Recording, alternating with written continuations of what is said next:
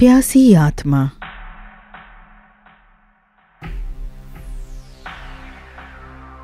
बाबूजी बाबूजी अनेक तेष्टा पेয়েছে, জল দিয়ে দাও।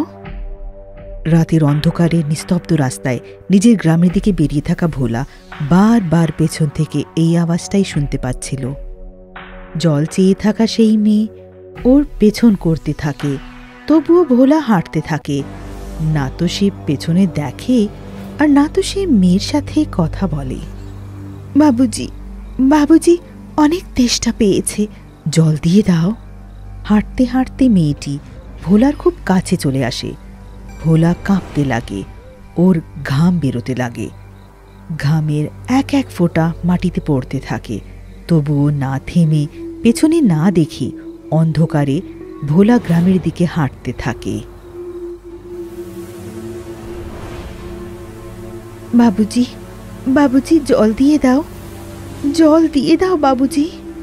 যেমন যেমন ভোলা ওকে না দেখার ভান করে তেমন তেমন ওর আওয়াজ আরো ভয়ানক হতে থাকে আর ও অনেক কাছে চলে আসে। জল তেষ্টা পেয়েছে, জল চাই, জল তেষ্টা পেয়েছে বাবুজি, জল দিয়ে দাও বাবুজি, জল দাও। ভোলার সারাটা শরীর ঘামে ভিজে যায়, কারণ সেই মেয়েটা হাঁটতে হাঁটতে পেছন থেকে ভোলার পিঠে চেপে যায়। তবু ভোলা ওকে তলায় ফেলে না, ওর ওজন তুলে সামনে দিকে তাকিয়ে হাঁটতে থাকে। মেয়েটি ভোলার মাথা থেকে ঝরতে থাকা ঘামটা খেতে থাকে। পেছন থেকে জড়িয়ে থাকা মেয়েটির মুখটা যেই ভোলার দিকে এগোতে থাকে, ভোলা নিজের দুটি চোখ বন্ধ করে নেয় আর চুপচাপ হাঁটতে থাকে।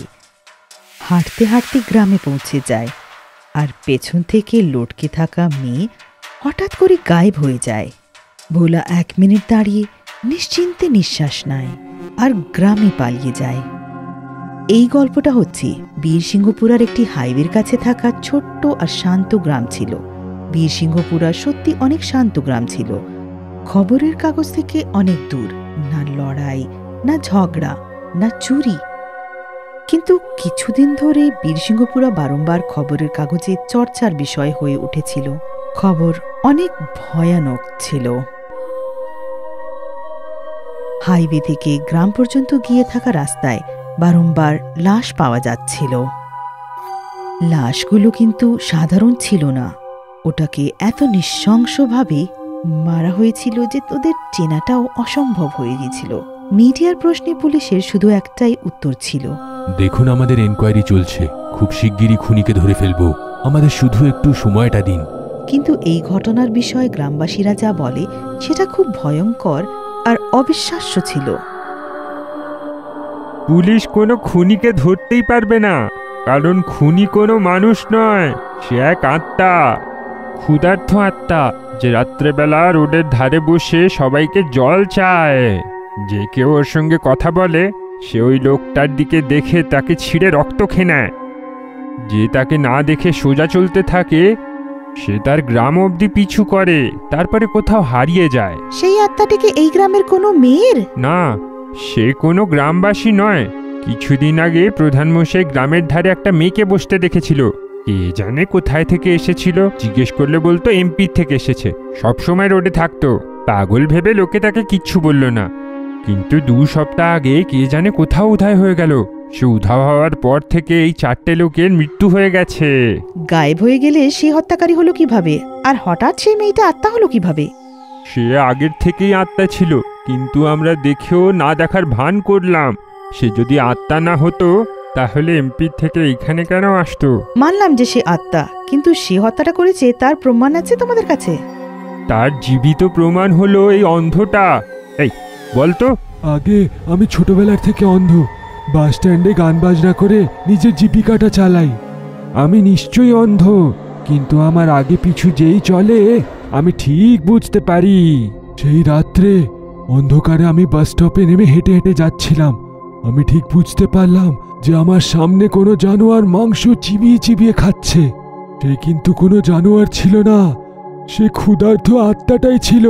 ঠিক আমার সামনেই কারো লাশ চিবিয়ে চিবিয়ে খাচ্ছিল, কিন্তু আমার মনে হলো যে কোনো জানোয়ার হবে।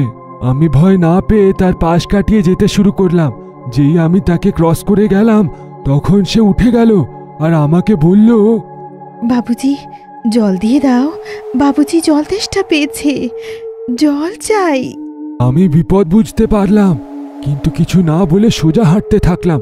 সে হয়তো জানতো না যে আমি অন্ধ। সে আমার পিছু ধরেই আসছিল আর আমার থেকে জল চাইছিল। বাবুজি তেষ্টা পেয়েছে, বাবুজি জল চাই। তার আওয়াজ আরো ভয়ঙ্কর হয়ে গেছিল। আমি বুঝে গেলাম যে নিশ্চয়ই কোনো ভূত প্রেতের ব্যাপার আছে। আমি ভয় না পেয়ে আগেই যাচ্ছিলাম। সে আমার পেছনে আসছিল। হঠাৎ সে আমাকে জড়িয়ে ধরলো, কিন্তু আমি তবুও হাঁটতে থাকি। তার মুখ থেকে আমি রক্তের গন্ধ পাচ্ছিলাম। বাবুজি তেষ্টা পেয়েছে, জল চাই। আমি কোনো উত্তর দিলাম না। সে আমার ঘাম চেটে চেটে নিজের তেষ্টা তৃপ্ত করছিল। তার সেই লম্বা লম্বা নখগুলো আমি নিজের ঘাড়ের উপরে বুঝতে পারছিলাম। আমি খুব ভয় পেয়ে গেছিলাম। হঠাৎ হাঁটতে হাঁটতে আমি পড়ে যাই। তখন হয়তো সে বুঝতে পারলো যে আমি অন্ধ। তারপরে সে আমাকে বিরক্ত করলো না। সে শয্যা সেইখান থেকে চলে গেল। তারপরে আমি গ্রামে আসলাম, সকলকে বললাম, কিন্তু কেউ আমাকে বিশ্বাস করলো না। পরের দিন যখন সবাই সেই লাশটাকে দেখলো তখন বিশ্বাস করলো। আপনি এই কথাটা পুলিশকে জানিয়েছেন? বলেছিল, বারবার বলেছিল, কিন্তু সে আমাদের বিশ্বাস করলো না। সে বলল এই হত্যাগুলো হয়তো কোনো জন্তু করেছে কিংবা কোনো মেন্টাল। সেই আত্মাটা প্রত্যেক রাতে সেইখানেই বসে থাকে আর গ্রামের লোকেদের থেকে জল চায়। কিন্তু এখন কাউকে সে মারতে পারবে না, কারণ আমি সবাইকে বলেছি যে ওর সামনে অন্ধ আর বোবা কালা হয়ে চলো। সে কিচ্ছু করবে না, শুধু গ্রামবাসীদেরকে ভয় পাওয়াবে, তারপরে ছেড়ে দেবে। কিরে ভোলা, বল না। হ্যাঁ, এ ঠিক কথাই বলছে। আমি ভোলা। গতকাল রাত্রে দেরিতে আমি ফিরছিলাম। সে আমার থেকেও জল চাইলো, কিন্তু তার সামনে আমি বোবা কালা অন্ধ হওয়ার ড্রামা করলাম, তো সে আমাকে ছেড়ে দিল। তো এইটা ছিল বীরসিংহপুরার গল্প। পুলিশ প্রশাসন এই কথাটার বিশ্বাস করে না।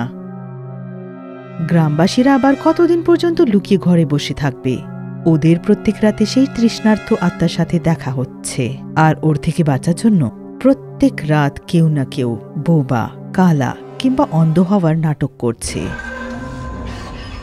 আর সেই রক্তের তৃষ্ণার্ত আত্মা বারবার সেই কথাই বলতে থাকে, বাবুজি তেষ্টা পেয়েছে, জল দাও, বাবুজি জল দাও, তেষ্টা পেয়েছে।